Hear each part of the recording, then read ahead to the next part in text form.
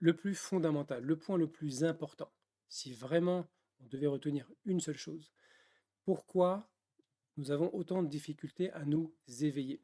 Pourquoi nous avons autant de difficultés à être présents? Plus on évolue, plus on aspire à la présence, plus on aime la présence, plus on accepte intégralement l'expérience telle qu'elle est. Mais tant qu'on n'en est pas là, on a cette tendance à quitter le présent. Pourquoi? Parce qu'on fait face à tout un tas de sensations, de ressentis, émotions, sentiments, ou de réflexions, de perceptions, de prise de conscience qui sont très inconfortables. Donc l'esprit s'échappe. Il fuit une réalité inconfortable.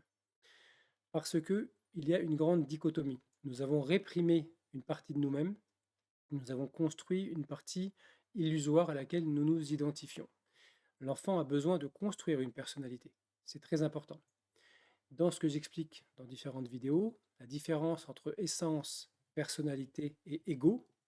L'ego, qu'est-ce que c'est? C'est la répression de mon être réel et l'identification à un être factice, illusoire.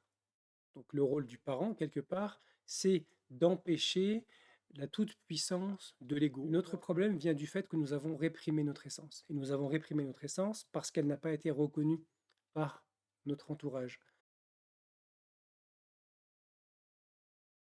Éveil spirituel et éducation, quand on s'intéresse à l'éveil spirituel, à un travail intérieur, à la difficulté qu'on fait face à la difficulté de se reconnecter avec soi-même et qu'on comprend que les racines viennent dans mon éducation, notamment dans les conditions de vie qui ont été les miennes jusqu'à maintenant, il est légitime, quand on est parent, ou même qu'on intervient auprès d'enfants, professionnellement ou dans son cercle familial ou amical, il est légitime de se poser la question: comment est-ce que je peux éviter de nourrir chez mon enfant cette identification à un moi illusoire? Est-ce que je peux faire quelque chose? Donc quelqu'un m'a demandé.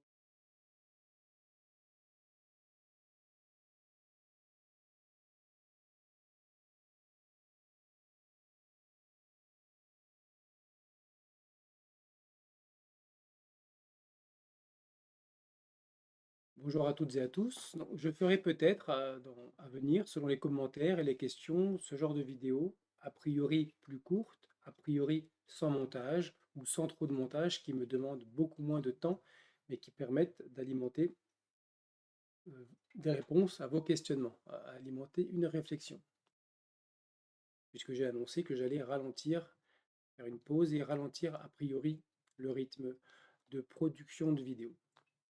Mais des vidéos courtes et sans montage me prennent 10 fois moins de temps, donc ça c'est envisageable. Ce qui est important de comprendre, si on doit vraiment si on connaît l'énéagramme et qu'on connaît la compulsion de chaque enfant, je vais peut-être mettre en place une formation sur le sujet si les gens sont intéressés. On peut faire une formation sous forme de module que vous achetez et qui donne une indication. On peut faire aussi des formations interactives, dans lesquelles il y a des partages d'expériences, des questions et des réponses. Tout ça, c'est envisageable. Donc, quelqu'un m'a demandé dans un commentaire une vidéo sur l'éducation. J'en ai déjà fait, cette vidéo, comment élever ses enfants. Et quelqu'un qui a dit un jour, élever, c'est faire de l'élevage. On élève des cochons, pas des enfants. Non, élever, c'est élever. Donc c'est le terme élevage pour faire reproduire des cochons et tuer des cochons qui n'est pas approprié. Et puis dans cette vidéo sur pourquoi j'ai perdu contact avec mon essence, avec ma nature véritable. Et enfin dans cette vidéo, pourquoi j'ai perdu contact avec les sens, avec mon être réel, les raisons anormales. La première vidéo traitant des raisons normales. Donc, si vous voulez dégrossir un petit peu et approfondir, je vous invite, après cette vidéo, à aller visionner ces trois vidéos qui traitent de près ou de loin de la manière juste d'élever un enfant. Même si je ne connais pas l'énéagramme et que je ne sais pas quelle est la typologie de mon enfant et comment je peux apaiser ses peurs et nourrir sa confiance et l'aider progressivement à se libérer de l'emprise du mental. Si j'ai compris que l'emprise du mental est beaucoup plus forte si les conditions d'éducation dans lesquelles j'ai grandi, dans lesquelles j'ai été élevé, ne sont pas favorables. Si elles sont favorables à mon être, l'emprise du mental est moins forte. Donc je peux plus facilement entrer dans un chemin d'évolution. C'est la notion que M. Gurdjieff abordait dans les deux fleuves. Si on donne toutes les données nécessaires, si l'enfant a acquis dans ce qu'il appelle la période préparatoire toutes les données nécessaires, il entre dans un fleuve évolutif. Il va spontanément entrer dans une évolution de manière assez naturelle. Si, et c'est le cas de la quasi-totalité des personnes, une immense majorité qui frôle la quasi-totalité, si ce n'est pas le cas, j'entre dans un fleuve involutif et mon mental va se crisper, mon ego va se crisper et je vais m'identifier de plus en plus à ce moi illusoire que je vais tenter simplement de défendre de plus en plus, m'éloignant progressivement de mon être réel. Et comme le disait la personne dans ce commentaire, la clé, c'était la vidéo L'éveil pour tous, je crois, la clé, c'est effectivement, idéalement, d'être soi-même éveillé, soi-même réalisé, et ensuite, à partir de là, euh, prendre soin de nos enfants dans leur dimension personnelle et spirituelle, ou personnelle et essentielle. Maintenant, si on attend d'être éveillé pour avoir des enfants, c'est un peu compliqué, d'autant plus que parfois, le fait d'être parent peut être un levier sur lequel on peut travailler pour sa propre croissance intérieure. Donc, ce qui est important, c'est, on pourrait dire, de limiter les dégâts. Déjà, le premier point, c'est la remise en question. Est-ce que je questionne mon environnement de soutien à moi, enfin mon environnement d'enfance dans lequel j'ai grandi? Est-ce que je reproduis naturellement, automatiquement la même chose? Est-ce que je questionne et je fais le contre-pied? Parce que ça, c'est le problème aussi. Toujours la loi de 3, force active, force passive. Force passive, je me soumets à ce que j'ai connu enfant et je reproduis. Force active, je fais strictement l'opposé. Donc déjà, est-ce que j'ai remis en question l'éducation que j'ai reçue et est-ce que j'ai évité de tomber dans le piège de faire la stricte opposition? J'ai été élevé de manière trop sévère, trop autoritaire, donc je suis trop laxiste. C'est la recherche d'un juste milieu. La question ensuite, et je pourrais faire une vidéo sur l'adolescence, c'est quel âge ont mes enfants? Parce qu'on dit que la grande majorité des choses qu'on peut apporter à un enfant, c'est dans les premières années. On dit que tout se joue avant 6 ans. Certaines personnes ou certains auteurs vont même dire que tout est joué avant 3 ans. Heureusement qu'on peut quand même intervenir après l'âge de 3 ans ou après l'âge de 6 ans, notamment dans la période de l'adolescence, pendant laquelle l'adolescent déconstruit tout ce qu'il a reçu et essaie de se reconstruire euh, selon ses propres valeurs.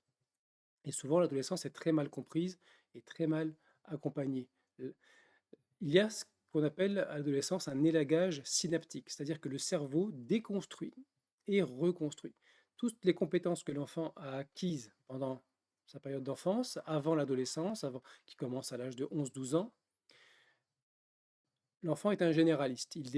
Il explore le monde, il découvre plein de choses et il élabore tout un tas de compétences. Et puis à l'adolescence, tout ce qu'il continue à pratiquer comme compétence pendant l'adolescence, il va le conserver, il va se spécialiser, il va approfondir, mais tout ce qu'il abandonne pendant l'adolescence, l'élagage synaptique va faire en sorte qu'il va perdre les compétences. J'ai fait du piano pendant 5-6 ans, j'arrête à l'adolescence, c'est très dur de s'y remettre ensuite à l'âge adulte. Mais si j'ai continué, au contraire, je vais pouvoir approfondir. Donc c'est important de comprendre que l'enfant, à l'âge de l'adolescence, vit un processus extrêmement fort sur le plan physiologique, organique, psychologique, un besoin de quitter l'atmosphère familiale, l'environnement, le nid, et de se projeter dans le monde, mais avec la peur de l'inconnu que cela implique, donc un besoin de se rassurer auprès de ses pairs, donc les gens de son âge. Il y a un moment donné où l'enfant délaisse complètement ses parents et ça l'ennuie d'être avec ses parents. Par contre, il veut être constamment avec ses copains. Il prépare son saut dans le vide, parce que l'adolescence, c'est un saut dans le vide. Je passe du monde de l'enfance, je meurs en tant qu'enfant, et je me prépare à aller vers le monde de l'adulte, mais je ne suis pas encore un adulte, je ne suis pas encore autonome, je n'ai pas encore les capacités. Et cette période de latence, elle est très difficile à vivre, notamment avec cet élagage synaptique. Vous dites à un enfant une chose, l'information, elle n'est pas comprise. Si tu vas là-bas, tu me ramènes ça, il y va, il oublie complètement. C'est pas qu'il ne veut pas.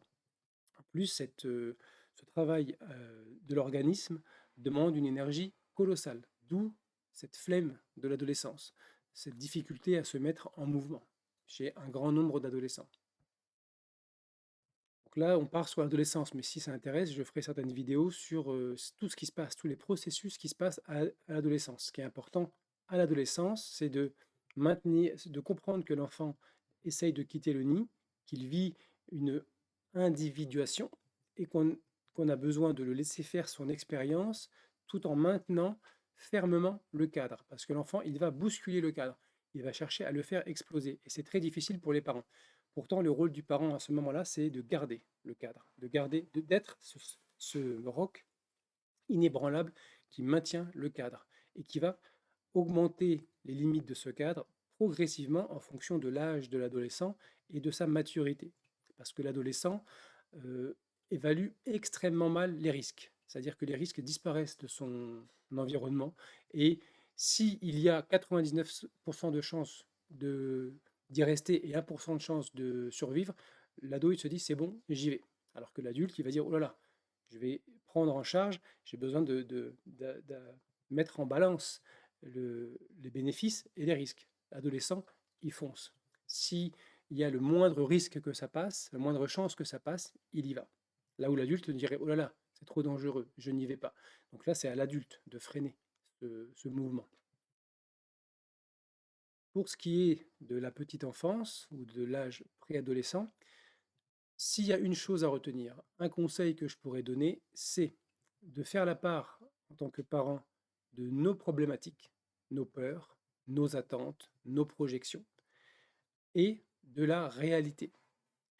Par exemple, mon enfant veut aller chez ses amis, j'ai peur qu'il lui arrive ceci ou cela. Faire la part entre est-ce qu'il est juste de protéger l'enfant ou est-ce qu'il est juste de le laisser. Donc faire la part entre ce qui m'appartient comme peur, comme attente, comme projection et ce qui appartient à la réalité, au monde de l'enfant et aux besoins de l'enfant. Le rôle du parent, c'est de protéger l'enfant et d'aller vers ce qu'on appelle une autorité partagée. C'est-à-dire que plus l'enfant grandit, plus il devient l'acteur de sa propre vie. L'enfant, tout petit, il n'a aucune marge de manœuvre. On décide de tout pour lui. On lui interdit des choses parce qu'il est déjà dans le désir de faire des choses qui dépassent son âge. Et en même temps, c'est notre rôle que de l'en empêcher. Mais plus il gagne en maturité, plus nous devons le laisser acteur de sa propre vie. Pour que, arrivé à l'âge de l'adolescence, on puisse faire une totale confiance à l'enfant parce qu'il devient responsable. Il est capable de prendre des décisions en toute connaissance de cause. Mais là encore, il y a des ajustements. Le parent a toujours ce rôle de maintenir le cadre. Quand l'adolescent veut faire exploser le cadre, le rôle c'est de le maintenir. C'est pas de laisser l'adolescent faire ce qu'il a envie. Et puis il y a différents degrés de maturité. Ce qui, le plus fondamental, le point le plus important, si vraiment on devait retenir une seule chose, pourquoi nous avons autant de difficultés à nous éveiller? Pourquoi nous avons autant de difficultés à être présents? Plus on évolue, plus on aspire à la présence, plus on aime la présence, plus on accepte intégralement l'expérience telle qu'elle est. Mais tant qu'on n'en est pas là, on a cette tendance à quitter le présent. Pourquoi? Parce qu'on fait face à tout un tas de sensations, de ressentis, émotions, sentiments, ou de réflexions, ou de perceptions, de prise de conscience qui sont très inconfortables. Donc l'esprit s'échappe. Il fuit une réalité inconfortable. Parce que il y a une grande dichotomie. Nous avons réprimé une partie de nous-mêmes, nous avons construit une partie illusoire à laquelle nous nous identifions. L'enfant a besoin de construire une personnalité. C'est très important. Dans ce que j'explique dans différentes vidéos, la différence entre essence, personnalité et ego. L'ego, qu'est-ce que c'est? C'est la répression de mon être réel et l'identification à un être factice, illusoire. La personnalité, elle est nécessaire. Elle n'est en aucun cas un problème. Le problème, c'est l'ego. Donc le rôle du parent, quelque part, c'est d'empêcher la toute-puissance de l'ego. On ne pourra pas empêcher la création d'un ego parce que le contexte étant tellement fort, on ne peut pas protéger son enfant de toutes les influences et ça serait de toute façon extrêmement négatif. Donc nous n'avons pas le choix. Nous pouvons essayer de le limiter. limiter la toute-puissance de l'ego. Comment on peut faire? Et notre problème vient du fait que nous avons réprimé notre essence. Et nous avons réprimé notre essence parce qu'elle n'a pas été reconnue par notre entourage. Mes propres qualités, mes manières de me comporter, mes manières d'exprimer mes émotions, mes sensations, mes peurs, etc., n'ont pas été accueillies comme elles étaient. Par exemple, l'enfant pleure et le parent soit s'énerve parce que l'enfant pleure. Donc ça énerve le parent, donc il a envie de le faire taire. Ou alors il a peur. J'ai peur. Pourquoi il pleure? Est-ce qu'il est malade? Est-ce qu'il est blessé? Est-ce qu'il va mourir? Quand on est parent, il y a cette angoisse quand même chez beaucoup de parents. Comment je peux, moi, faire la part des choses? L'enfant pleure. Alors je ne vais pas faire comme s'il ne pleurait pas. Donc je vais essayer d'aller euh, rencontrer ce qui l'amène à pleurer, une douleur, une faim, soif, trop chaud, trop froid, etc. Une appréhension. L'enfant est dans l'instinct. Donc il n'a pas forcément les émotions négatives telles que nous les représentons. Alors beaucoup d'adultes vont dire, il fait sa crise, il pique sa colère. Non, l'enfant qui pleure, il a une raison de pleurer. Il a une raison. Comment je peux utiliser ça pour faire un travail sur moi? Si mon enfant pleure, tiens, qu'est-ce que ça me provoque en termes de sensations, en termes de ressenti, en termes de pensée? Comment je réagis? Ça, c'est ma part. J'ai peur, je suis en colère, ça m'irrite. Si on m'a empêché de pleurer quand j'étais petit, entendre mon enfant pleurer, ça va vraiment lever énormément de choses à l'intérieur. Surtout chez les hommes, qui sont souvent un peu moins patients que les femmes pour ça. Comment je peux faire la part des choses? L'enfant pleure, qu'est-ce que ça lève en moi? Je ramène l'attention, c'est un travail d'attention. Je peux utiliser cette fonction de parentalité pour approfondir ce travail sur moi.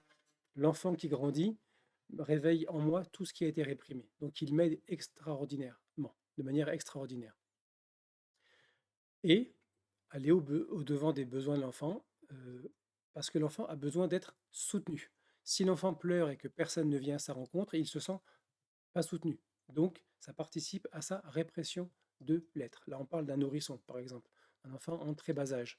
Et puis, l'enfant va exprimer son propre potentiel. Ce qui est extrêmement important, et les psychologues l'ont bien remarqué, avec Winnicott notamment, qui a parlé de la mère suffisamment bonne. L'enfant a besoin d'une mère suffisamment bonne, pas une mère parfaite. Un parent trop parfait peut mettre une pression à l'enfant. Donc, il faut se détendre, il faut faire de son mieux. L'enfant connaît des ruptures dans ce qu'il appelle le continuum de l'être. C'est-à-dire qu'il y a des moments où son être se déploie, se manifeste, et puis à un moment donné, il y a une rupture, parce qu'il n'est pas reconnu, ou il est interdit d'être de cette manière. L'enfant ne dit pas merci, donc on va le juger. Tu n'as pas dit merci, tu es mal poli, etc. Ou alors on va le forcer à dire merci, à exprimer un sentiment qu'il ne vit pas. Donc à créer cette dichotomie entre mon masque, euh, qui dit merci et mon être intérieur qui ne ressent pas de gratitude ou qui voulait ou qui la ressentait mais qui voulait la manifester différemment par un regard, par un sourire, par le fait d'être, par exemple, vous donnez un jouet à un enfant, il est content, il va jouer avec, il est ravi de l'avoir, il n'a pas dit merci. Mais dans les yeux d'un adulte qui n'a pas besoin de recevoir de l'attention d'un enfant, parce qu'il y a une inversion des rôles, il y a cette notion de je veux qu'il reconnaisse, je veux qu'il me dise merci. Mais voir cet enfant euh, être ravi et se dépêcher d'aller jouer avec ce jouet, par exemple, ça suffit. C'est une manifestation de gratitude. Et si l'enfant n'en veut pas et qu'il n'éprouve pas de gratitude, eh bien, j'accepte que j'ai fait un cadeau qui ne plaît pas. Il n'y a pas de problème. L'enfant n'a pas à dire merci. Alors là, je vais peut-être braquer certaines personnes parce que moi, je préfère que l'enfant exprime son vécu que d'exprimer des automatismes qui sont attendus de l'extérieur. Je prends souvent l'exemple de M. Gurdjieff, lorsqu'il a donné des bonbons à un enfant et que la maman a obligé l'enfant à dire merci, il lui a dit: vous chiez dans source pure. Vous êtes en train de chier dans une source pure. C'est très important. Je ne dis pas qu'il faut, et je l'ai déjà dit, je ne dis pas euh, qu'il ne faut pas apprendre les codes à un enfant, mais il faut d'abord favoriser son expérience, ce qu'il vit, et ensuite leur faire prendre conscience que certaines personnes vont attendre un merci, certaines personnes vont attendre un bonjour ou un bisou. Je prends un exemple de mon environnement. J'ai des filles qui vont facilement faire des câlins, mais qui ne font pas de bisous. Et ça, c'est leur manifestation.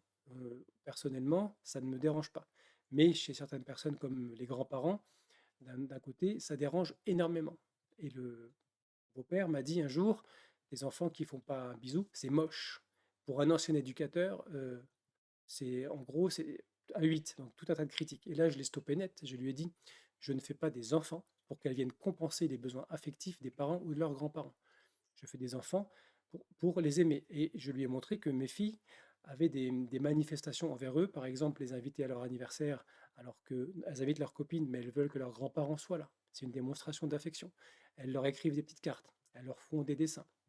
Elles manifestent leur affection à leur manière, mais les grands-parents ne voient pas parce qu'ils ont des attentes. Elles doivent dire bonjour, elles doivent faire un bisou, elles doivent dire merci. Les filles essayent des fois de leur parler de ce qu'elles vivent et les grands-parents n'écoutent pas. C'est pas intéressant, on préfère les discussions d'adultes. Donc, j'insiste, les enfants ne sont pas là pour nourrir nos besoins affectifs. C'est l'inverse. La plupart du temps, malheureusement, c'est comme ça que ça se passe. On fait des enfants pour compenser certaines choses, pour sentir que des gens nous aiment inconditionnellement, parce que les enfants nous aiment inconditionnellement. C'est l'inverse. Nous devons les aimer inconditionnellement. Je dois aimer mon enfant, même si là, il est en colère, même si là, il me parle mal. L'amour perdure. Le comportement peut être repris. Un de mes enfants qui me parle de manière insolente, je le reprends tout de suite. Et je le reprends parfois avec fermeté quand ça va trop loin, surtout à l'adolescence. Mais je ne retire pas mon amour et mon affection. Je ne me mets pas en colère. Je ne vais pas blesser la personne, physiquement ou psychologiquement. Je reprends le comportement. Il faut dissocier l'être du comportement, accueillir l'être exactement tel qu'il est et travailler sur le comportement, non pas en essayant de briser ce qui ne nous convient pas, mais en amenant l'enfant à prendre conscience de pourquoi tel comportement, il ne peut pas le faire, mettre du sens. Alors évidemment, il faut s'adapter à l'âge de l'enfant. On ne dit pas la même chose à un enfant de 2 ans qu'à un enfant de 15 ans. C'est évident. Donc ce qui est important, c'est de créer un cadre propice à un épanouissement de la personnalité, un développement harmonieux de la personnalité, des règles de fonctionnement. L'enfant, on dit qu'il faut surtout quand il est petit insister sur les règles de sécurité. Le reste est moins important. Tu ne mets pas les doigts dans la prise, tu ne mets pas les mains au feu, tu ne traverses pas la route, etc. Mais progressivement, il faut quand même des règles de socialisation. Et c'est tout un art que de respecter le- l'être de l'enfant tout en l'amenant progressivement à acquérir les codes sociaux. C'est nécessaire qu'il sache qu'on dit bonjour à quelqu'un quand on rencontre quelqu'un, qu'on lui dit au revoir quand on s'en va. Mais ça ne doit pas être fait comme une pression, comme quelque chose qu'il doit faire pour mériter la reconnaissance et l'amour. On peut pointer, tiens, tu m'as pas dit bonjour aujourd'hui. J'ai pas senti que tu m'as reconnu, que tu étais content de me voir, mais peut-être que c'est une réalité. J'accueille aussi des ados qui sont placés dans le cadre de la protection de l'enfance, et certains ados me disaient, mais moi, chez moi, on ne se dit pas bonjour. On dit bonjour à quelqu'un qu'on n'a pas vu depuis longtemps, mais le matin, on ne se dit pas bonjour. Et moi, je lui dis, mais dire bonjour à quelqu'un, déjà, ça permet de dire, regarde, je t'ai vu, je t'ai reconnu, et je crée une relation. Je passe pas devant la personne en me sortant de ma chambre, en faisant la tête et en allant dans la cuisine comme si de rien n'était. C'est une manière de dire, voilà, je te salue, je t'ai reconnu, de nourrir le lien. Et c'est très difficile pour des ados qui ont grandi où dans chacun était dans sa bulle et où il n'y avait pas de communication avec les parents. Pour eux, c'est ça le monde. Donc, quand je dis qu'il faut faire attention avec les codes sociaux, de ne pas trop les imposer à l'enfant, il faut les proposer. L'essence fonctionne comme ça. L'essence doit être reconnue pour ce qu'elle est. L'enfant, dans son être même, doit être reconnu. Je t'accueille et je t'aime comme tu es, triste, fatigué. Il y a beaucoup d'enfants, par exemple, ils sont de type 5, alors que le parent est de type 3, très actif, très dynamique, besoin de réussir, besoin de bouger. Le 5, il a besoin de rester tranquille à la maison, d'être un peu seul. Et le parent peut être tenté de dire il faut que tu te bouges, c'est pas normal d'être comme ça, d'être dans tes livres tout le temps. Non. Et inversement, j'ai envie de rester tranquille, moi je suis plutôt de type casanier, mais mon enfant il a envie de sortir, il veut faire des activités, il veut jouer avec des copains ou des enfants au parc. Eh bien, je reconnais son besoin et en tant que parent, c'est comme ça, je ne fais pas des enfants pour moi, je fais des enfants pour eux, donc je dois apprendre quelque part à me décentrer de moi et de mes besoins et être centré sur les besoins de l'enfant, surtout dans la petite enfance. Quelque part, en tant que parent, le sacrifice, il y a une forme de sacrifice, mais dans le sacrifice, il y a sacré, il y a quelque chose de sacré dans cette fonction. Le sacrifice, il est quasiment total au début, les premières années, et puis il est de moins en moins important et de plus en plus ponctuel. C'est-à-dire que on réintègre dans notre vie progressivement des éléments de nos propres besoins. Mais il est évident que si je veux dormir 10 heures toutes les nuits et que je veux aller m'amuser, sortir avec des amis, regarder la télé, etc., et que je fais des enfants, il y a un peu contradiction, il y a incompatibilité. Et j'ai connu des parents qui ont eu des enfants et qui ne voulaient pas changer leur mode de vie. Moi, il est hors de question qu'à cause de mon enfant, j'aille plus sur Facebook. Facebook était le plus important. Aller sur Facebook était plus important que les besoins de l'enfant. Ou alors, une maman qui jouait à la console de jeux vidéo, l'enfant l'empêchait, elle le mettait sur le balcon pendant qu'il pleurait. C'est dramatique, dramatique. Parce que je vais revenir tout à l'heure sur l'environnement de soutien. Mais se décentrer de ses besoins, c'est fondamental. Se décentrer de soi, ses attentes, comment l'enfant doit être. Et surtout accepter, et l'énéagramme pour ça peut donner vraiment une espèce de soulagement. Si je comprends pourquoi mon enfant fonctionne comme ça, d'un seul coup, chez beaucoup de parents que j'ai formés quelque part, enfin à qui j'ai donné ces clés, il y a eu un apaisement des tensions, un soulagement. Mon enfant, c'est normal qu'il soit comme ça. Déjà, ça enlève énormément de pression pour les parents et donc pour les enfants. Donc, accepter la différence. J'ai besoin de reconnaître la différence. Alors l'énéagramme est intéressant parce qu'il m'aide à accepter les autres adultes tels qu'ils sont, en comprenant les mécanismes qui se jouent derrière, mais il m'aide à accepter mes propres enfants, même s'ils sont radicalement différents de moi, et de ne pas voir ça comme un problème qu'il faut régler. Par exemple, on peut dire à l'enfant, tu sais, quand quelqu'un nous dit quelque chose, en général, on le remercie. Alors tu peux lui dire merci, tu peux dire je te remercie, tu peux le faire à ta manière. Donc là, il faut que les adultes soient relativement accueillant de la spécificité de l'enfant et c'est pas partout comme ça. Et là, c'est le rôle du parent et comme quelque part c'est ce que j'ai fait avec mes enfants, de faire barrière entre les attentes de certains adultes, tantes, oncles, grands-parents, qui étaient trop crispés sur comment l'enfant il doit être, comment il doit se comporter, comment il doit se manifester, et la réalité de l'enfant. Moi, c'était stop. C'est pas, tu n'es pas le parent, tu es le grand-parent. C'est pas ton rôle que de d'éduquer mes enfants. Ça demande de se positionner, ça demande un certain courage. Et courage qu'on n'a pas forcément pour soi, mais qu'on peut avoir plus facilement pour ses enfants. Donc si j'arrive à cultiver cette remise en question, par exemple, je me suis énervé après mon enfant et je lui ai mis une gifle, eh bien, qu'est-ce qui m'empêche après si j'éprouve des remords de conscience, de sentir que c'était pas juste, de ne pas me justifier, de ne pas dire, bah, moi j'ai été giflé et ça ne m'a pas tué, de dire, de sentir que là c'était pas juste, j'ai voulu imposer par la violence sur un enfant. En plus, je montre que le plus fort a le droit de frapper le plus faible et d'imposer sa volonté, c'est que c'était pas juste. Et je peux m'en exprimer auprès de l'enfant. Je peux même lui présenter mes excuses. Je suis désolé, j'ai pas réussi à me maîtriser, à me contrôler, et j'ai été frappé alors que ça n'était pas du tout ajusté. C'est pas ça que j'aurais dû faire. L'enfant peut entendre. Donc il dissocie. Il arrête de prendre pour lui. Je suis vraiment quelqu'un de pas bien. Mon père, ma mère m'a frappé parce que je suis vraiment quelqu'un qui ne mérite pas de l'amour. Il dit ah non, c'est lui qui a eu un problème, qui n'a pas réussi à se maîtriser. C'est pas lié à moi. Donc on a le droit à l'erreur. On n'est pas parfait, mais on peut reconnaître ses erreurs, même devant ses enfants. C'est pas une faiblesse, je pense, que de reconnaître quand on a été trop loin, que ça a été le cas. Donner de l'attention à ses enfants, de l'attention. Quand l'enfant nous parle, peut-être que parfois, pris dans nos problèmes d'adultes, on écoute d'une demi-oreille, on écoute en faisant autre chose, ne se rend pas vraiment disponible. Essayez d'avoir des moments de qualité. Pas forcément toute la journée, c'est pas forcément facile, mais dans certains moments, quand l'enfant nous parle ou entre en relation, de ne rien faire d'autre et de donner une grande qualité d'attention à l'enfant. L'essence se nourrit d'attention. Et quand l'enfant vous parle de ce qu'il vit et que vous l'écoutez avec cette pleine attention, il se sent reconnu dans son être. Donc vous nourrissez son être essentiel. Lorsque l'enfant se comporte d'une manière et que ça produit une réactivité émotionnelle, c'est qu'il appuie sur certaines touches en vous. Donc c'est l'occasion d'aller voir ce qui se passe, de ne pas réagir tout de suite, de d'abord prendre un temps, qu'est-ce qui m'appartient et qu'est-ce qui ne m'appartient pas. Je peux poser un cadre ferme sans être dans une réactivité émotionnelle, une colère, une irritation. Je peux même parfois hausser le ton sans manifester une colère, sans que ce soit une réaction, mais simplement un besoin du moment.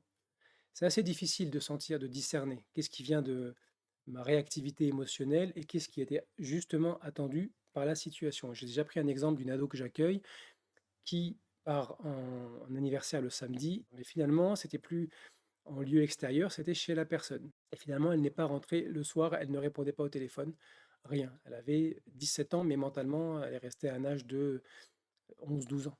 D'ailleurs, à 17 ans, elle sortait avec des garçons de 12 ans, 13 ans. Et elle n'entend pas. C'est-à-dire que type 3, elle ment comme à l'envi, avec un aspect très convaincant. Donc, si je lui explique les choses, elle en a strictement rien à faire. Son parcours explique beaucoup, explique tout ça. C'est pas un jugement. Donc là, quand je l'ai appelé et que je lui ai dit, écoute-moi, je vais te venir te chercher par la peau des fesses si je n'ai pas de nouvelles, si tu me rappelles pas tout de suite. Je savais dans quel village elle était. Je lui ai dit, je fais toutes les maisons et je vais te trouver. Parce que je ne sais pas ce qui t'est arrivé. Je ne sais pas ce qui peut t'arriver. Je ne sais pas si tu es en sécurité ou en danger. Et en plus, tu nous mets dans une situation extrêmement délicate, voire qui pourrait nous faire perdre notre agrément et notre travail. Donc elle m'a répondu, parce que de peur de voir les gendarmes arriver, et quand je suis allé, j'ai fait un scandale. J'ai haussé le ton extrêmement fort pour lui dire pendant peut-être 15-20 minutes, la- pour lui faire sentir que son comportement n'allait pas. Si je lui avais simplement expliqué, je la connais très très bien, ça rentre ici, ça sort automatiquement parce que quand on le faisait, elle se mettait par exemple à pleurer pour dire pourquoi je ne peux pas aller voir telle personne, je vous promets, j'ai changé, c'est plus pareil, j'y vais et je vous promets, je reviens à telle heure. Puis en fait, elle savait très bien que c'était faux. On s'est rendu compte au fur et à mesure que même quand elle était apparemment sincère et qu'elle pleurait pour obtenir, elle avait déjà, est-ce qu'elle le reconnaissait, elle avait déjà calculé qu'en fait elle ne le ferait pas, qu'elle viendrait plus tard que prévu. Donc, dans ces situations, seul un moment de tonnerre, un aspect très yang, a permis. Mais j'ai repris après le lendemain en lui disant, tu vois, peut-être qu'au foyer où tu étais, parce que j'y ai travaillé, je sais très bien comment ça se passe, quand tu fugues, on voit ça comme ah, encore des formalités administratives, il faudra encore passer 2 heures à la gendarmerie pour lever la fugue.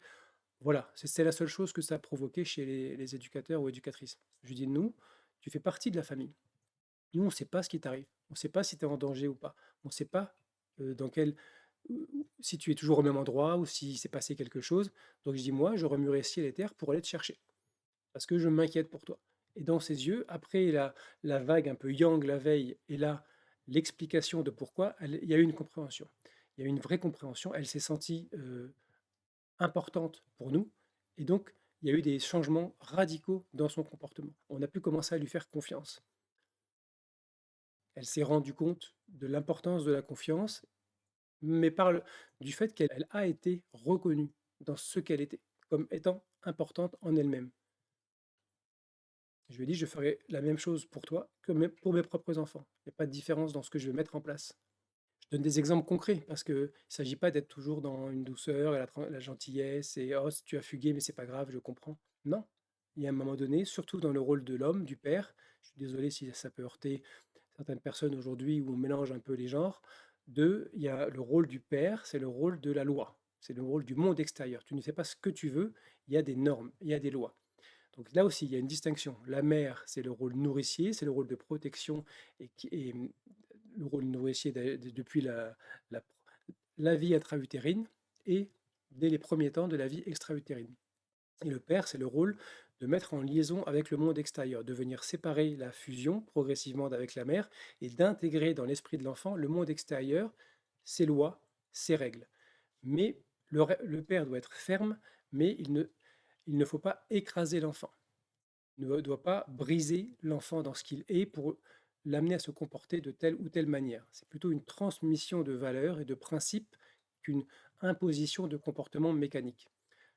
C'est toujours la même chose. L'essence est dans la spontanéité, elle est, et la personnalité que nous avons intégrée et l'ego auquel nous nous identifions, enfin l'ego qui nous amène à nous identifier à la personnalité, est un ensemble de schémas mécaniques et inconscients qu'on n'arrive plus à, à défaire à l'âge adulte, dont on n'arrive plus à se défaire, à s'extirper. Donc, chez l'enfant, ce qui est important, c'est de reconnaître son être réel, l'accepter comme il est, ici et maintenant. Il est triste, il est déprimé, moi je suis fatigué, j'ai envie de repos, et lui, il bouge tout le temps, il me parle tout le temps. Je ne m'énerve pas forcément après lui, mais je lui dis, stop, là tu vois, je suis fatigué, j'ai besoin d'un temps de repos, tu me laisses 30 minutes, et dans 30 minutes, on pourra faire ceci, on pourra faire cela. Donc reconnaître l'être de l'enfant, ne pas lui faire sentir qu'il a un fardeau, qu'il ne devrait pas être plein d'énergie, mais en même temps, ne pas forcément se laisser aller complètement et se laisser dominer par la situation ou par les désirs de l'enfant. C'est toute la subtilité. Poser un cadre ferme, mais reconnaître l'être de l'enfant. L'amener à apprivoiser les codes sociaux, bonjour, merci, au revoir, mais en tenant compte des difficultés de l'enfant. Il y a des enfants qui sont extrêmement timides et pour qui aller dire bonjour, c'est extrêmement difficile. Donc on le fait progressivement. Par exemple, ma fille aînée, aucun problème avec le monde extérieur, elle parlait à tous les adultes sans aucun problème. Mes plus jeunes, mes jumelles, plus difficile parce qu'elles ont vécu un traumatisme, dans l'enfance, lié à un enfant qu'on a accueilli d'ailleurs, qui nous a un petit peu été imposé en nous cachant certaines choses c'est une réalité aussi, sur le vrai profil de l'enfant. Donc le monde extérieur a été perçu à ce moment-là comme étant potentiellement dangereux et donc elles avaient du mal à parler, à l'extérieur. Elles restaient un peu, prostrées, en tout cas dans une forme de mutisme. Donc progressivement, sans les juger sur ce qu'elles étaient, alors que les grands-parents étaient extrêmement choqués de tout ça, mais en faisant barrière, en faisant la part des choses, elles voulaient par exemple une chocolatine, je leur dis ok, mais c'est vous qui allez demander. Vous avez un désir, là, c'est d'aller acheter une chocolatine, je suis d'accord, mais je ne vais pas le faire à votre place. Donc trouvez en vous la force pour aller parler à la dame, bonjour, je voudrais une chocolatine, etc. Ce sont des exemples très triviaux, mais très importants. Parce que devant leur timidité un peu maladive, dont je comprenais les causes et qu'on a aussi essayé de traiter différemment, mais comment leur dire, voilà, tu es timide, tu as peur du monde extérieur, tu ne peux pas te changer. Par contre, tu peux essayer de faire des efforts, des progrès, de ne pas rester caché dans ta timidité. En tout cas, je ne vais pas t'y aider. Si tu veux une chocolatine, tu vas la chercher, sinon tu n'en auras pas. C'est pas grave, c'est pas un besoin fondamental. Et progressivement, elles ont commencé à prendre de plus en plus de marge. Elles ont commencé à faire leurs courses dans le magasin toutes seules pour faire leurs recettes parce qu'elles cuisinaient, etc. Comment reconnaître il y a certains problèmes, il y a des choses à travailler, sans juger l'enfant dans ce qu'il est, en l'accueillant intégralement. Comme ça, il n'a pas besoin de réprimer ce qu'il est pour faire semblant d'être autre chose, mais en lui disant, voilà, tu sais, quand tu seras grande, ça peut te poser des problèmes si tu n'arrives pas à parler. Regarde telle personne, par exemple. Je prenais des exemples de gens qui étaient beaucoup plus âgés et qui avaient les mêmes difficultés, qui n'osaient pas. Par exemple, une ado qu'on accueille de 17 ans, qui n'ose pas demander au chauffeur de bus si elle est dans la bonne direction. Donc, il se retrouve au mauvais endroit. Donc c'est important que vous puissiez travailler sur cette faiblesse. Vous avez des forces, des qualités, vous avez des faiblesses. Donc on va travailler sur ces faiblesses, mais sans que ce soit une obligation pour correspondre à quelque chose. Partir de leur vécu et leur disant, en les projetant dans l'avenir, quand vous serez adulte, vous aurez besoin d'avoir telle ou telle qualité ou telle compétence, de pouvoir parler aux gens sans être euh, dans un mutisme parce que vous avez peur de vous exprimer. Donc sans chercher un résultat rapide, mais en acceptant de donner à l'enfant le temps de laisser mûrir ses qualités. Donc on n'est pas parfait, on a des failles, parfois on s'emporte, mais on peut le reconnaître. L'enfant a compris que notre réaction nous appartenait, c'est nous qui nous étions emportés, c'est pas eux la cause de notre emportement. On s'est mis à leur hurler dessus ou à les frapper, etc. On s'est emporté. Parfois, si c'était juste, comme dans le cas avec cette adolescence, il n'y a pas à revenir, il n'y a pas à s'excuser. On peut expliquer pourquoi on a fait ça, que c'était nécessaire, mais là, c'est là où le discernement est difficile. Est-ce que je me suis emporté ou est-ce que j'ai agi en accord avec ce qui était exigé par la situation et que je ne pouvais pas faire autrement, ça n'aurait pas été efficace. Donc laisser l'enfant être ce qu'il est et lui apprendre progressivement, avec douceur, les codes, de comportement avec le monde extérieur.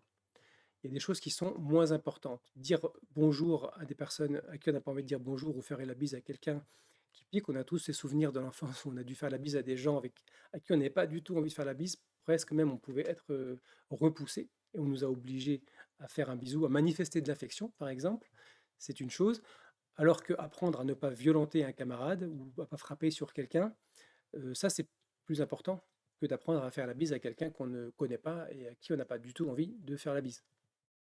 L'enfant est porteur de qualités, de vertus, les vertus de l'essence dont je parle souvent dans toutes les vidéos. Quelque part, ces vertus, elles sont là à l'état embryonnaire. Et nous servons de modèle.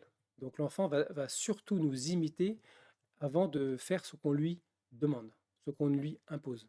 Il va avoir tendance à nous imiter. L'enfant fonctionne par imitation. Il absorbe comme une éponge et il reproduit. Donc, la première chose dans l'éducation d'un enfant, c'est de s'éduquer soi-même. C'est de manifester les qualités et les vertus que l'on souhaite voir fleurir chez notre enfant. La bienveillance, l'empathie, la maîtrise de nos propres émotions, ou la reconnaissance de nos moments d'emportement. Être authentique avec nos enfants, pour cultiver leur propre authenticité. La patience, la persévérance, le fait de relever des défis. Nous sommes les modèles de nos enfants. Ils vont, plus que ce que nous leur demandons, ils vont absorber ce que nous sommes et ce que nous faisons. Yin et Yang. Yin, accueillir l'enfant inconditionnellement dans ce qu'il est, dans ce qu'il vit, dans ce qu'il exprime. Et Yang, poser un cadre quand c'est nécessaire. Quand c'est nécessaire que l'enfant a un comportement qui n'est pas socialement acceptable, par exemple, de lui dire non, là, tu ne peux pas faire ça.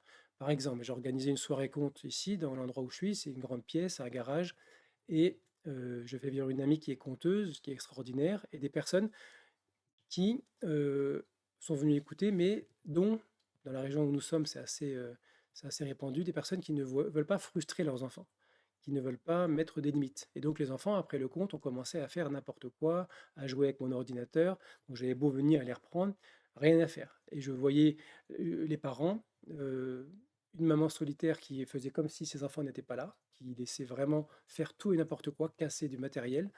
Et puis un couple de parents dont la maman essayait de reprendre son enfant mais se faisait presque insulter, et le père qui faisait comme si rien ne se passait. Il y a vraiment un gros problème. Pour moi, c'est le rôle du parent que de montrer à l'enfant, non, là écoute, tu as 12 ans, tu vois, il y a du matériel, c'est fragile, tu ne peux pas faire ça. Si tu ne sais pas te comporter, on s'en va. Plus l'enfant grandit, plus il est nécessaire qu'il intègre ces normes. Si on veut qu'il puisse s'intégrer dans la société, dans un groupe d'amis, dans une entreprise, peu importe, qu'il ait le choix. Et là, dans ce type d'éducation, quelque part, on enferme l'enfant dans des comportements qui vont restreindre son choix, à moins qu'il ait une forte aspiration à appartenir au monde extérieur, auquel cas il va prendre sur lui. Mais je vois des enfants qui grandissent et qui ont du mal à se socialiser, à s'intégrer dans la société, parce que les parents, eux, étaient en rupture avec la société, n'ont pas donné les outils de base, et du coup, les enfants sont contraints d'être un peu en marge, alors qu'ils aspirent à participer. C'est là où je dis qu'il faut faire la part des choses. Si nous, nous sommes anti-système, vous pensez que notre enfant peut-être va vouloir s'intégrer, et qu'à l'adolescence, de toute façon, il y a de grandes chances qu'il veuille participer au système. Il y a de très, très grandes chances. Donc nous devons faire la part des choses et lui donner les outils nécessaires. Si au contraire nous sommes des gens très intégrés au système, voire formatés dans le système, et que nos enfants montrent des tendances à être un peu alternatifs, et bien quelque part c'est nécessaire de leur laisser la possibilité. Nos enfants sont différents de nous. C'est important de comprendre et de matérialiser le fait que nos enfants sont différents de nous. Ils n'auront pas les mêmes aspirations. Ils arrivent avec un passif, toute une lignée générationnelle qui transmettent de manière subtile tout un tas de croyances et de manières de fonctionner, mais ils arrivent aussi avec leur essence qui est libre de tout ça et qui a besoin de se manifester pour ce qu'elle est. Et pour ça, elle a besoin d'être entendue, d'être acceptée, d'être accueillie. J'espère que je ne suis pas trop confus parce que j'ai complètement improvisé cette vidéo, et c'est un sujet qui est complexe en réalité. Cette vidéo devait être courte et elle fait déjà plus de 40 minutes. Donc je vais conclure là, mais respecter l'enfant dans son être, ne pas juger ce qu'il est, ne pas lui faire sentir qu'il devrait être autre chose, qu'il devrait éprouver une autre émotion que celle-là. Il est en colère, il n'a pas le droit, il doit être gentil, il doit être doux, il a le droit d'être triste, mais pas en colère. Ou inversement, il a le droit d'être en colère, mais je ne supporte pas quand il est triste. Je le laisse être ce qu'il est. Mais mon rôle de parent, c'est de former sa personnalité dans ces trois centres. Développer d'abord, quand il est enfant, essentiellement l'aspect moteur, qu'il ait accès à des possibilités de grimper, de sauter, de parcourir des parcs de jeux, la forêt, pour développer l'aspect moteur. C'est très important. Ensuite, l'aspect émotionnel. Et plus tard, l'aspect intellectuel. Ne pas vouloir, comme le système éducatif en France l'impose, imposer un travail intellectuel d'abstraction à un enfant alors qu'il est absolument pas prêt pour ça. Ça vient nuire à l'estime de soi. Donc, trouver le juste milieu, la juste mesure entre amener l'enfant à évoluer et lui transmettre des savoir-faire, des compétences, des savoir-être, mais quand il est prêt. Sinon, ça nuit totalement à l'estime de soi. On attend quelque chose d'un enfant alors que son cerveau n'est pas préparé pour ça, il ne va pas réussir. Il peut sentir un échec, éprouver un sentiment d'échec, et donc baisser l'estime de lui-même. L'enfant a besoin de grandir avec une estime de lui-même, de le laisser faire ses expériences. Si l'enfant est tout petit et que son expérience est de monter tout seul aux escaliers du parc, eh bien, on le laisse faire. Mais on est là pour encadrer au cas où. Mes filles, par exemple, lorsque j'ai organisé cette soirée conte, avaient envie de préparer des gaufres et de vendre des gaufres. Elles voulaient faire ça sur le marché. Et je lui dis, c'est compliqué de vendre des produits alimentaires sur le marché, ça ne se fait pas comme ça, il y a des normes. Par contre, lors de cette soirée conte, vous pouvez faire des gaufres et vendre des gaufres. Et ça a eu un succès extraordinaire. Les gens ont fait la queue pour les gaufres. Pourquoi cette expérience? Parce que elles se lancent dans un projet. Elles ont acheté elles-mêmes la farine, elles ont acheté tout ce qu'il fallait, elles ont fait les gaufres, elles ont fait cuire les gaufres après le compte et elles ont vendu, etc. C'est un projet. Et si l'enfant le fait seul et qu'il réussit, l'estime de soi qu'il en gagne est extrêmement forte. Si vous l'avez aidé, elle est un peu moins forte. Si vous l'avez empêché de le faire en disant non, tu vas pas y arriver, les gens vont pas acheter des gaufres, etc., vous ne les aidez pas à gagner en estime d'eux-mêmes. Donc, il faut accompagner l'enfant dans l'expérimentation, prendre des risques, mesurer des risques. Si l'enfant dit, ben moi je veux partir, j'ai 12 ans et je pars en Angleterre pendant 3 semaines, non, tu es trop jeune, tu ne peux pas pour l'instant, on verra ça plus tard. Ma fille, par exemple, à 15 ans, est partie une semaine en Angleterre. C'était son rêve absolu. Elle l'a fait, mais on l'a cadré avec une personne, une prof qui avait sa mère, qu'elle connaissait, donc elle était hébergée chez la mère de sa prof d'anglais. Alors elle y a vécu des peurs, des choses, mais elle y était en sécurité. Et donc elle est revenue grandie. Et donc à 18 ans, elle a fait ses études en Angleterre, à 19 ans. Parce qu'elle a gagné en estime de soi dans cette expérience. Donc l'important, c'est progressivement de laisser l'enfant faire ses propres expériences en adaptant à l'âge, mais ça commence tout petit. C'est-à-dire que par exemple, mon épouse, au parc pour enfants, jamais elle n'a pris une de mes filles pour la mettre sur le toboggan pour qu'elle glisse. Il fallait qu'elle le fasse elle-même. Et si elle n'y arrivait pas, la frustration, c'est pas grave. L'enfant doit apprendre un point important, l'enfant doit apprendre à gérer la frustration. Je suis éducateur spécialisé et il y a un des auteurs les plus connus dans l'éducation spécialisée qui disait éduquer, c'est frustrer. Parce que l'enfant a des pulsions. Donc il est nécessaire de contenir ces pulsions. Donc d'amener l'enfant à accepter la frustration. Et chez les parents qui ne veulent pas générer de frustration chez leur enfant, ça produit des enfants rois qui n'ont aucune conscience de l'autre et de comment je peux me comporter, qu'est-ce que je peux dire à l'autre, etc. Un enfant qui est trop brimé réprime son essence. Un enfant qui n'est pas cadré va sortir de son essence. C'est un mauvais pari que de dire bah, si je ne brime pas mon enfant, il va être en contact avec son essence. Il va tomber dans la toute-puissance et il va devenir un tyran. Il va créer un moi tout-puissant qui n'est pas la réalité de son être. Ou, à contrario, ça peut produire l'effet inverse, un sentiment d'insécurité. Un enfant qui n'a pas de limite n'a pas de sécurité. Il y a une analogie, un exemple qui a été prise, je ne sais plus par quel pédagogue, qui est l'enfant, quelque part, il se sent un peu comme dans le noir, dans une pièce sans limite. Et donc lui, il va aller chercher les limites pour se sécuriser. Donc lorsque l'enfant touche une limite, il va appuyer plus fort pour être sûr qu'il peut faire confiance. Donc quand vous lui posez un non, l'enfant, il va tester votre non. Ou quand vous posez une limite, il va tester la limite. Et vous, pour lui faire plaisir, peut-être vous allez dire, bon ben non, finalement, je te fais plaisir. Et l'enfant, lui, va vivre, peut-être il va être content sur le plan extérieur d'avoir obtenu ce qu'il voulait, mais sur un plan plus profond, sur un plan intérieur, ça produit une insécurité. Insécurité, force passive, toute puissance, force active, et parfois la toute puissance peut aussi cacher une profonde insécurité. Je deviens le repère que je ne trouve pas pour me sécuriser. Un peu le mécanisme du 6 contre-phobique pour les personnes qui connaissent. Donc, trouver le juste milieu entre la reconnaissance de l'enfant dans ce qu'il est, son être, tel qu'il est, ce qu'il est, et la nécessité de poser des limites, de poser un cadre et d'intégrer progressivement le monde extérieur avec ses règles, ses lois, ses normes et tenir compte de ce que les autres peuvent vivre euh, en fonction de notre comportement. Pas forcément se soumettre de manière automatique et mécanique aux attentes des autres. Considération intérieure. Qu'est-ce que les autres pensent de moi? Je dois m'adapter et me conformer. Non, c'est considération extérieure. Qu'est-ce que les autres peuvent vivre si je fais ça? Qu'est-ce que l'autre peut vivre si je le frappe? Etc. Intégrer dans le monde de l'enfant ces notions de ce que les autres peuvent vivre si je fais ceci ou si je fais cela ou si je ne fais pas ceci ou si je ne fais pas cela. C'est un élément de conscience. C'est pas une inconscience. L'autre attend que tu dises merci, tu dois dire merci, mais c'est l'autre peut être blessé s'il te fait un cadeau et que tu ne le remercies pas, par exemple. C'est plutôt apporter des éléments de conscience. Laisser l'enfant être ce qu'il est, mais l'amener à prendre conscience qu'il ne peut pas faire n'importe quoi et lui expliquer les raisons. Donc, c'est vraiment yin-yang. Respecter l'être de l'enfant, mais ne pas le laisser dans la toute-puissance. Et l'amener à expérimenter, à chaque fois que c'est possible, la frustration, à apprivoiser la frustration. J'ai envie de taper l'autre parce que je suis en colère, mais je ne le fais pas. Mon père ou ma mère me l'interdit, donc je suis frustré. J'apprends à ne pas laisser mes pulsions décider à ma place.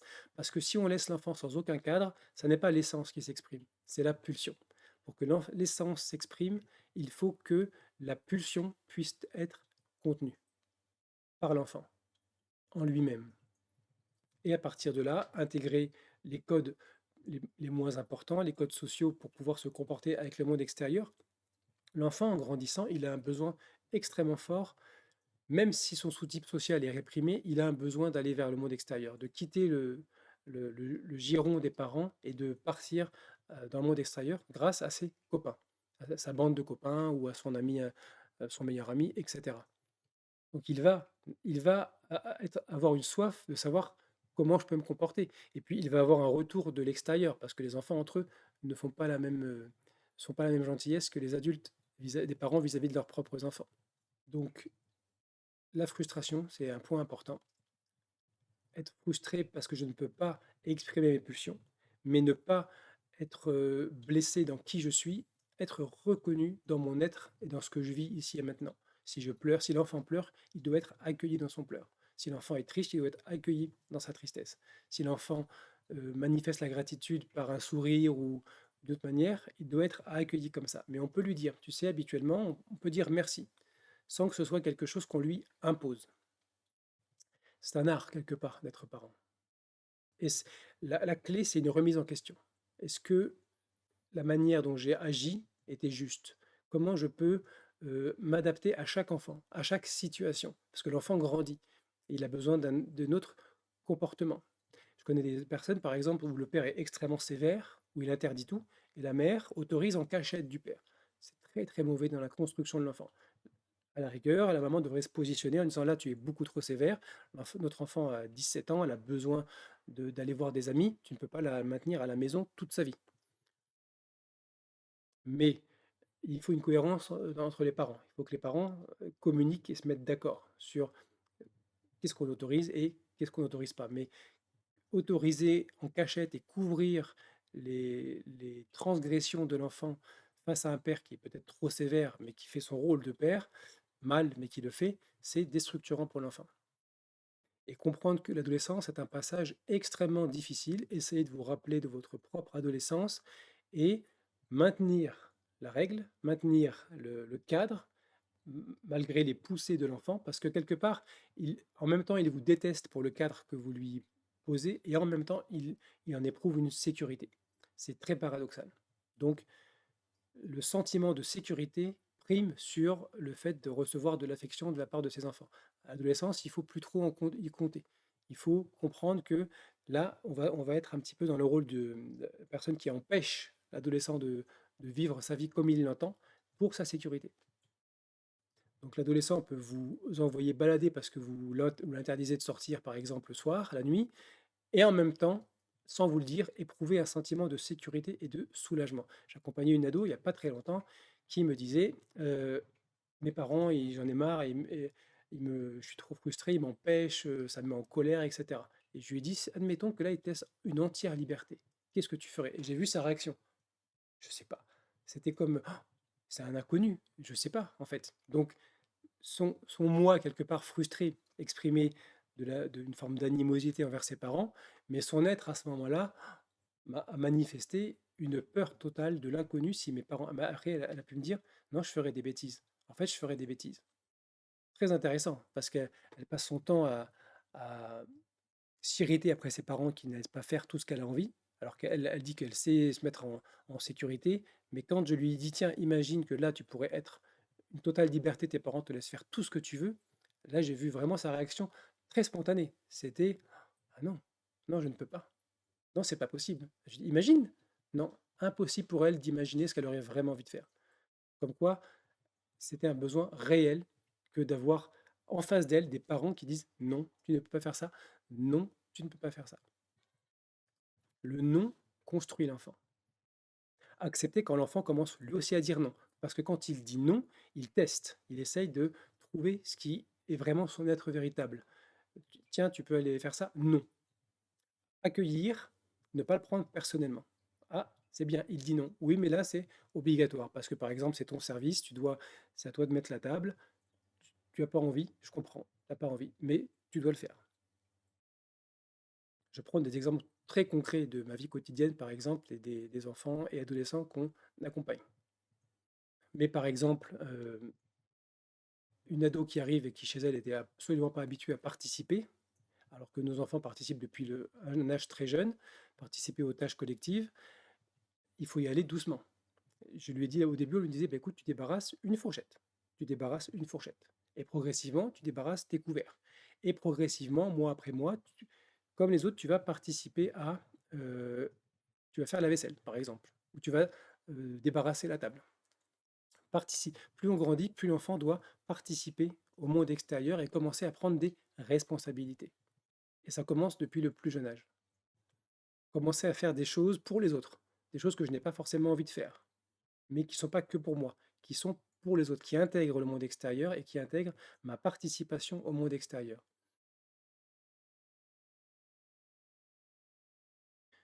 Je vais conclure pour de bon. Désolé si c'était un peu décousu, j'étais interrompu plusieurs fois pendant cette vidéo, pendant l'enregistrement, dont une fois quelqu'un qui est venu sonner et qui est resté une demi-heure, trois quarts d'heure à discuter. Du coup, ça perturbe un petit peu. Ce ne sont pas les conditions les plus idéales. L'environnement de soutien. J'ai dit que je parlerai de l'environnement de soutien. C'est le point le plus important. L'environnement de soutien, c'est l'environnement dans lequel l'enfant grandit qui le soutient en tant qu'être. Et en général, malheureusement, cet environnement, il vient plutôt lui faire comprendre qu'il ne peut pas se manifester comme il est, qu'il ne peut pas être ce qu'il est, et donc il réprime progressivement différentes parts de lui-même en substituant progressivement des imitations dans sa personnalité. Et comme son être réel se réprime de plus en plus et s'endort, il croit qu'il est cette personnalité. L'environnement de soutien est fondamental. Il passe par la mère. Il ne faut pas se leurrer, le premier environnement de soutien, c'est la mère. Et ça se passe déjà pendant la vie intra-utérine, lors de la grossesse. Et ça se prolonge naturellement à l'extérieur, normalement par l'allaitement, le contact avec la mère, le peau à peau. L'enfant est en fusion avec sa mère. Son environnement de soutien, c'est sa mère. La fusion avec la mère remplace quelque part la fusion avec l'essence. Elle est là pour que l'enfant puisse se- s'excentrer provisoirement, créer une personnalité, mais sans endormir définitivement l'essence pour que, à l'âge adulte, les deux puissent se réunifier. Mais à cause de cet environnement de soutien défaillant, ça n'est pas ce qui se passe. Le père, dans les premières années, les premiers mois surtout, est là plutôt en soutien. La mère est là en soutien de l'être de l'enfant et le père doit être en soutien de la mère. Si les deux sont là, aujourd'hui c'est de plus en plus compliqué. Beaucoup de parents, surtout des mamans, élèvent seuls leurs enfants. Cette absence du père, elle a des conséquences extraordinaires sur la société. Il y a vraiment des gens qui ont écrit des livres très intéressants qui démontrent à quel point c'est à l'origine de tout un tas de problèmes politiques, économiques, sociaux, cette absence du père, qu'il soit présent ou pas. Beaucoup de pères ne jouent plus leur rôle de père. Des papas, mais des pères, c'est plus compliqué. On est passé d'un extrême à un autre. Donc l'environnement de soutien, quand je dis que l'enfant doit apprendre la frustration, c'est pas dans les premières semaines ou dans les premiers mois. Dans les premiers mois, l'enfant, il est uniquement dans ses besoins les plus primaires. J'ai faim, j'ai soif, j'ai froid. L'enfant, quand il a faim et qu'il n'est pas nourri, ce qu'il ressent viscéralement derrière, c'est je vais mourir si j'ai pas à manger tout de suite. On peut pas laisser un enfant sans manger pendant plusieurs jours, alors qu'un adulte peut jeûner pendant plusieurs semaines. L'enfant, c'est quand il a faim, c'est maintenant. Donc il a besoin d'être entendu dans ses besoins. Pour être reconnu et pour que cet environnement de soutien soit efficient, l'enfant doit être reconnu d'abord dans ses besoins les plus primaires. J'ai faim, j'ai mal, même si vous n'arrivez pas à soulager sa douleur, vous venez et vous prenez l'enfant dans les bras et vous essayez de comprendre, il se sent reconnu. C'est comme le médecin, il n'y a pas d'obligation de résultat, il y a une obligation de soin. Peut-être que vous n'avez pas trouvé tout de suite ce dont il a besoin, mais il se sent reconnu. Pas compris tout de suite, mais entendu et reconnu. C'est ça qu'on veut dire reconnaître l'être de l'enfant. Reconnaître ses besoins physiques, ses besoins affectifs et ses besoins intellectuels. La frustration, elle arrive progressivement. L'enfant, il veut attraper quelque chose, il n'y arrive pas. Il vit déjà la frustration, de toute façon, naturellement. Par contre, plus il grandit, plus c'est aux parents, notamment au père, de faire vivre à l'enfant cette frustration. Tu ne peux pas faire tout ce que tu veux quand tu veux. Donc la frustration est secondaire par rapport à l'environnement de soutien. Je connais des enfants qui n'ont pas réellement de frustration, mais enfin, pas, pas complètement, mais qui ont eu un profond environnement de soutien et qui manifestent vraiment des qualités d'être. Et par exemple, mes enfants sont très sélectifs dans leurs relations. Et mes enfants n'ont pas été scolarisés, elles ont fait l'instruction en famille. Et je constate que les enfants qui ont été préservés de l'école, désolé de parler comme ça, mais c'est vraiment ce que je pense, aujourd'hui en tout cas, ça dépend, il y a des écoles alternatives, des enfants qui ont été préservés de l'école et de cette vie un peu sauvage. J'ai travaillé en milieu scolaire. Les enfants sont extrêmement durs entre eux. Les adultes ne sont pas forcément respectueux des enfants. Ils ne sont pas forcément présents pour surveiller ce qui se passe. Et il se produit des situations de harcèlement. En tout cas, les choses se mettent en place très tôt. L'enfant perd très tôt sa spontanéité, sa fraîcheur pour tout de suite correspondre au groupe, sinon il est rejeté. Je trouve que c'est une violence et ça n'est pas bien accompagné. Et j'ai constaté chez les enfants qui ne sont pas scolarisés beaucoup moins de conflits, de tensions, de violences lorsqu'on organise des, des rencontres, à condition que les parents soient relativement présents et cadrants. S'ils sont des parents entièrement laxistes, c'est le même, on retrouve le même problème. Mais l'environnement de soutien est fondamental. Puis l'apprentissage de la frustration pour pouvoir ensuite se projeter dans le monde extérieur. Parce que dans le monde extérieur, je ne fais pas ce que je veux. Sinon, je subis des conséquences assez rapidement. Et ça fait aussi partie de l'apprentissage. L'enfant doit côtoyer d'autres enfants pour expérimenter, tester et voir ce qui se passe en retour. Je dis que c'est vraiment un art d'élever un enfant. Et c'est compliqué parce que c'est probablement la fonction la plus importante sur cette planète, et c'est celle pour laquelle on n'est ni formé, ni accompagné, ni vraiment aidé, et pas même soutenu aujourd'hui. Là, je tiens compte, je parle d'une famille souvent où papa et maman sont là, où le père et la mère sont là, c'est presque une exception aujourd'hui. Mais l'important, on va dire, c'est comment moi, si je suis parent isolé, comment je peux apporter à mon enfant ce dont il a besoin. Si je suis une maman isolée, mon enfant a besoin de repères, de figures paternelles. Donc je peux identifier des personnes qui peuvent jouer un rôle et nourrir chez lui cette figure paternelle. Un prof de karaté, un prof de musique, quelqu'un dans mon entourage à qui je vais confier mon enfant si j'ai confiance, pour qu'il se nourrisse de cette figure paternelle. Et surtout, amener plutôt de la conscience que l'obéissance à des règles sans savoir pourquoi, mais simplement parce que si tu veux être aimé par l'entourage, tu dois faire ceci, tu dois faire cela. Je ne sais pas pourquoi, mais je m'y soumets. Non. Si tu dis merci à cette personne, c'est parce que cette personne t'a fait un cadeau. Et si tu ressens de la gratitude, tu peux lui exprimer. Elle peut être blessée si par exemple tu la vois sans lui dire bonjour. Elle peut se sentir pas bien. Elle peut être triste, elle peut être déçue, elle peut ne pas comprendre pourquoi tu ne la salues pas. Mettre de la conscience en fonction de l'âge de l'enfant, évidemment. Et l'environnement de soutien, c'est être là pour l'enfant, presque à 100% quand il est tout petit, et progressivement le laisser, il va prendre spontanément de l'autonomie. Et donc, on s'adapte à l'enfant. On ne décide pas, tiens, maintenant c'est terminé, moi j'ai décidé que tu devais être autonome et sur ceci, sur cela, parce que moi j'ai envie de faire ceci ou faire cela. C'est pas le rôle d'un parent. Le rôle d'un parent, c'est de mettre quelque part certains de ses désirs, même ses besoins entre parenthèses, pour son enfant, sinon on ne fait pas d'enfant. Et je ne dis pas que c'est facile, c'est même extrêmement difficile. Et cet environnement de soutien, ses besoins, l'enfant me parle, est-ce que je peux stopper ce que je suis en train de faire là pour l'écouter? Ce moment ne se reproduira pas. C'est un moment précieux. Alors, il va revenir effectivement une autre fois, mais si l'enfant se sent moyennement écouté, il ne se sent pas reconnu et il viendra de moins en moins vous parler, vous consulter, ou alors il va attirer avec violence, avec force votre attention, en criant, en pleurant, en vous tirant sur les vêtements, en entrant dans des comportements où il sait que là, vous allez vous occuper de lui. Il va faire des choses qu'il sait que vous n'aimez pas, qui sont peut-être répréhensibles, pour que vous vous occupez de lui. S'il n'obtient pas l'attention positive, il peut rechercher l'attention négative, ou en étant triste, en se faisant mal, pour se faire plaindre. Donc, accorder de l'attention à l'enfant, ça fait partie de l'environnement de soutien. Tu me parles, je t'écoute pleinement. J'arrête ce que je fais, je t'écoute. Et souvent, l'enfant, quand il était entendu vraiment, il part. Il ne va pas vous monopoliser pendant 3 heures ou toute la journée. L'environnement de soutien, c'est aussi l'accepter comme il est.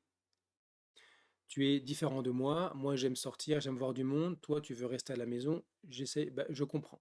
Mais là, moi je vais voir des gens, donc tu dois venir avec moi. Je comprends que tu n'as pas envie, mais je ne dis pas que c'est pas normal. C'est tout à fait normal, mais l'enfant doit être greffé sur la vie des parents. La vie des parents ne doit pas tourner autour de l'enfant dans le sens où c'est différent. Mes besoins doivent passer en arrière-plan parce que les enfants, les besoins de mon enfant sont prioritaires. S'il se réveille la nuit et qu'il pleure parce qu'il a peur ou qu'il a mal, ben, je vais interrompre mon sommeil et je vais aller voir. Mais là où je dis, c'est que si par exemple l'enfant, lui, veut rester dans sa chambre et qu'il n'a pas envie de venir avec nous alors qu'on avait prévu d'avoir des amis, c'est lui qui doit s'adapter. C'est pas les parents qui font leur vie en fonction des désirs de l'enfant. C'est ce que disait d'ailleurs Françoise Dolto. Il y a des choses sur lesquelles je suis un peu gêné chez Françoise Dolto, mais l'enfant gravite autour de la vie des parents. Il doit s'inclure dans la vie des parents. C'est là où je dis que c'est un art et que c'est très subtil. Où est la nuance entre je sacrifie mes besoins pour les besoins de mon enfant et je ne sacrifie pas ma vie et ce que je fais habituellement dans le fonctionnement normal parce que mon enfant ne veut pas venir avec moi. S'il n'a pas l'âge de rester seul à la maison, il doit venir. Ça fait partie de l'apprentissage de la frustration. Mais ça, c'est intuitif. Je veux dire que si on est vraiment à l'écoute, on sent ce qui est juste et on sent ce qui n'est pas juste. Mais ça exige d'avoir fait un travail sur soi, préalablement. Sinon, le discernement n'est pas là. Donc je vais soit être trop centré sur moi et ne pas être à l'écoute des besoins de l'enfant les plus importants, les besoins essentiels, ou alors je vais être trop centré sur lui et je vais faire ma vie en fonction de lui, et c'est pas juste, parce que c'est lui qui devient le centre de gravité de la famille, et c'est lui qui prend les décisions quelque part, alors qu'il n'en a pas l'âge. C'est pas à l'enfant de 5 ans de décider si on va manger chez le beau-frère et la belle-sœur ou pas. Mais ce qui est important, c'est de reconnaître son être, comment il se sent, comment euh, il ressent, quelles sont ses sensations. Ce sont ses sensations, et elles doivent être acceptées. Il a mal, mais non, t'as rien, t'as rien. Mais si, j'ai mal. Mais non, je vois rien, c'est juste un petit bobo. Non, j'entends que tu as mal, je ne vois rien, mais on peut essayer de voir si ça va mieux dans 1 heure ou pas. Reviens me voir tout à l'heure. Et souvent, s'il n'y a rien, ça passe. Mais il a eu l'attention, il a été reconnu. Il a été reconnu affectivement dans ce besoin de dire j'ai mal au genou, je suis tombé. Il avait besoin d'être soutenu affectivement dans ce qu'il vivait, pas forcément que vous l'emmeniez chez le médecin. Reconnaître ses besoins affectifs, ses besoins, ses pensées à lui, sa manière de voir le monde, qui est peut-être différente de la nôtre. Entendre, ne pas dire moi j'ai raison, je sais mieux que toi. Non, tu dois penser comme moi. J'entends ce que tu dis, voilà comment moi je pense, mais c'est intéressant ce que tu dis. Qu'il doit être reconnu dans ce qu'il est, comment il se manifeste. Tu as plein d'énergie ou au contraire tu es plutôt inerte, tu t'affirmes ou au contraire tu ne t'affirmes pas. Là, on rentre dans l'énéagramme, ça serait plutôt le sujet d'une formation complète. Comment se comporter avec tel type? Est-ce qu'un type 9 qui est un peu inerte et qui ne s'affirme pas, on doit le laisser comme ça? Non, on doit soutenir son affirmation, mais il y a des manières de faire. Reconnaître sa manière de voir le monde, écouter sa manière de voir le monde, écouter sa manière de ressentir le monde, écouter sa manière de sentir le monde. Se décentrer de soi pour l'accueillir lui comme il est, sans nos attentes. Moi, je voulais que tu fasses de la boxe, or tu veux faire de la danse. Bon, c'est ne pas réaliser ses propres désirs à travers ses enfants. Ça, c'est vraiment compliqué. Et en même temps, participer à l'édification de l'enfant. L'enfant a besoin de développer ses trois centres. Donc, ça peut être très juste d'inciter l'enfant à faire une activité physique, une activité artistique et de s'instruire. Par exemple, nous faisions l'instruction en famille, mais nous ne pratiquions pas comme certaines la non-scolarité, pas d'instruction. L'enfant grandit et apprend au petit bonheur à la chance. En général, les résultats sont catastrophiques. J'ai plein d'exemples. L'enfant n'a pas envie d'apprendre, mais c'est important parce que ça participe à son édification. C'est pas que pour trouver un travail plus tard. C'est parce que si tu veux euh, pouvoir comprendre le monde et interagir de manière libre avec le monde, tu dois être bien formé sur le plan instinctivo-moteur, sur le plan émotionnel et sur le plan intellectuel. C'est comme ça. Et l'enfant, en réalité, par exemple, nos enfants, c'était un peu la bagarre pour faire l'instruction tous les matins, mais au bout d'un moment, c'était plutôt, à la fin, c'était un merci. Ah, merci beaucoup, c'est la maman qui faisait l'instruction. Merci, parce que je suis contente, j'ai appris ça, j'ai appris plein de choses. Et malgré le fait qu'au point de départ, elle ne voulait pas venir, elle se cachait, à la fin, elle remerciait pour l'instruction. Donc c'est là où je dis que la frustration, elle est importante. L'enfant, il a besoin de recevoir une éducation. Il a besoin de recevoir une instruction, alors que peut-être que son désir du moment, il n'en veut pas. Mais il doit apprendre lui aussi à, à ne pas écouter forcément ses pulsions, ses désirs, mais à faire ce qui doit être fait. Transformer l'enfant progressivement en un adulte responsable et édifié correctement, construit. Par exemple, moi j'étais favorable à l'instruction en famille, mais notre fille, à l'âge de 3 ans, a décidé d'aller à l'école. Elle croyait même qu'on lui mentait, qu'on l'amenait exprès quand l'école était fermée, c'était le mois d'août, pour pas qu'elle voie. On lui dit non, c'est les vacances, il n'y a pas d'école. Et puis finalement, elle a fait son expérience. Ça s'est très mal passé parce que la pédagogie était extrêmement négative, très dévalorisante, très cassante, très brisante, donc on l'a retirée. Mais elle a fait son choix, elle a fait son expérience. Sinon, elle serait restée sur vous ne voulez pas que j'aille à l'école, sur une frustration de vous n'avez pas voulu que je fasse ce que je veux. Ok, tu as fait ton expérience. Et puis ensuite, elle a fait l'instruction en famille, puis une école alternative, puis ça c'est à nouveau l'instruction en famille, et puis elle est partie au lycée, à la fac, en Angleterre, etc. C'est pas parce que je suis favorable à l'instruction en famille que je dois forcément décider à la place de l'enfant. En même temps, c'est pas parce qu'il veut absolument aller à telle chose et que c'est important pour lui que je dois le laisser faire. C'est une question de sentir ce qui est juste, mais là, c'est plutôt anecdotique. Par exemple, je connais quelqu'un qui vivait dans les bois et qui ne voulait surtout pas que son enfant côtoie trop la société, c'était Babylone, et son enfant avait un besoin extrêmement fort d'apprendre des choses, d'être un peu comme les autres, et puis de découvrir le monde, d'aller à l'école, d'avoir des amis. Et il s'ennuyait et il se rabougrissait. Et le père, c'était ses projections. Tu ne dois pas aller à l'école parce que je ne veux pas que tu ailles à l'école. Tu ne dois pas côtoyer telle personne parce que je ne veux pas que tu côtoies telle personne. C'était extrêmement excessif. Donc il a fallu qu'à un moment donné, à la séparation, la maman se positionne pour pouvoir inscrire son enfant à l'école. Parce que elle n'était pas favorable, mais elle sentait de manière juste que c'était son besoin fondamental et que le laisser dans la forêt coupé du monde était plus destructeur pour lui que de le laisser aller dans ce monde que nous réprouvions. Enfin, nous, je parle de la place de la personne. Il ne s'agit pas de moi. C'est une attitude juste. Je sais pas conforme à mes attentes, à mes projections, à mes croyances dures, à mes convictions, mais c'est ce que l'enfant a besoin. Et si lui, il a vraiment besoin, c'est juste, il va vivre les choses de la bonne manière. Se décentrer de soi, mais pas forcément graviter que autour de l'enfant. Toujours yin-yang. Ça ne peut pas se transmettre, ça ne peut pas s'expliquer dans une formation. C'est quelque chose qu'il faut apprendre à discerner. Mais j'ai donné les outils. S'il y a quelque chose qui génère une réactivité émotionnelle, alors c'est l'occasion d'utiliser cette fonction pour faire un travail sur soi. Je disais que la parentalité pouvait participer à notre propre évolution intérieure, si on en fait quelque chose. Et c'est pas seulement en termes de remise en question intellectuelle ou mentale, c'est en termes de travail d'attention ici et maintenant. Si je nourris moi-même ce travail d'attention, l'enfant est une éponge, il va percevoir, il va capter ce que vous faites. Il va voir que lorsque vous êtes pris dans une forme d'émotion, de réaction, vous ramenez l'attention, vous êtes à l'écoute, vous ne vous laissez pas emporter et vous investiguez ce qui se passe à l'intérieur. L'enfant, il va le sentir. Et quelque part, vous allez, par votre propre travail intérieur, vous allez nourrir cette essence chez votre enfant, puisque vous allez nourrir votre propre essence. L'essence se nourrit de cette attention, de cette attention. Conscience et attention, ce sont vraiment deux choses qui vont ensemble. C'est pas forcément identique, mais c'est quasiment identique. Donc la clé, c'est l'environnement de soutien et utiliser cette fonction de parentalité pour travailler sur vous et en faire quelque chose à l'intérieur, parce que de cette manière-là, vous allez nourrir la même chose par résonance vibratoire chez votre enfant.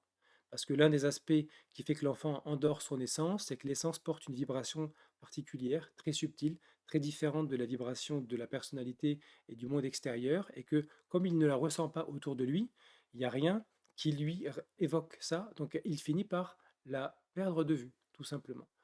Donc la meilleure manière de participer à l'éveil intérieur de votre enfant quand il sera adulte, c'est de participer à votre propre éveil intérieur dans la relation avec votre enfant. Et ramener l'enfant vers ce qu'il vit. Quelles sont tes sensations? Quelles sont tes émotions, tes ressentis? L'aider à mettre des mots. L'enfant n'a pas trop de mots sur les ressentis. Alors, il y a plein d'outils aujourd'hui avec des smileys pour que l'enfant puisse plus facilement identifier. Plus il a de mots pour nommer ses états intérieurs, plus il va pouvoir les reconnaître et les différencier. Ça participe aussi d'un travail de conscience. Mes enfants pratiquent le rappel de soi. Je leur ai transmis tout doucement, subtilement, de manière très douce, ces outils. Et ils se sont rendus compte que par moment, parfois, une de mes filles est très mal à la tête. Donc, en l'amenant à faire cette investigation intérieure, eh bien, elle s'est rendue compte que ce mal de tête a disparu. C'était émotionnel. Donc, à partir du moment où l'attention était revenue, le processus opère et les symptômes disparaissent. Quand ce sont des symptômes psychosomatiques, évidemment. Mais même quand je suis malade, quand l'enfant est malade, l'amener à ramener l'attention vers ses sensations, ses émotions, ce qui se passe en lui, ça l'aide à passer ce cap.